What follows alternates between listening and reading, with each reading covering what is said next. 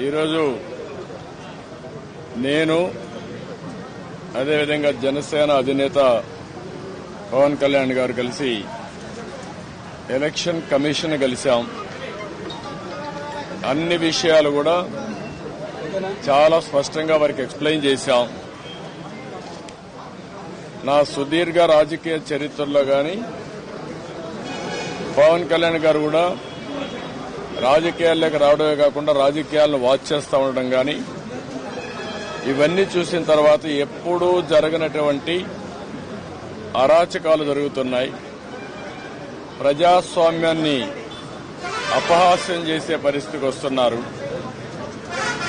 ఇంతవరకు మీరు చూస్తే కేసులైతే మా మీద విపరీతంగా బుక్ చేసి అంటే ఎక్కడ కూడా పనిచేయనీయకుండా చేయడం కోసం రాజకీయ పార్టీల్ని రాజకీయ పార్టీల కార్యకర్తల్ని లేకుంటే అందులో పనిచేసే వ్యవస్థనే మొత్తం సర్వనాశనం చేయాలి, నిర్వీర్యం చేయాలని ప్రయత్నం చేశారు.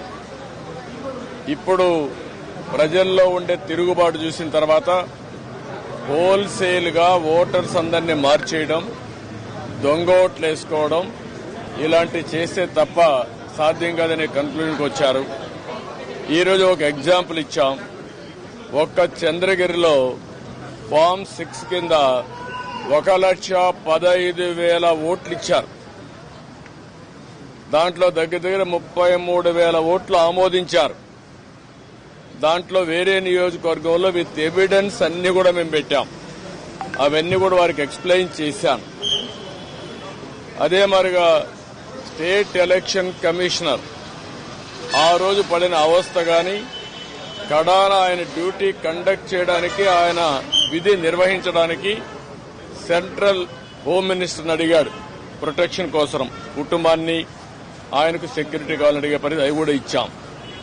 ఫైనల్ గా మేము రిక్వెస్ట్ చేసింది వారిని ఒకటే చెప్పాం.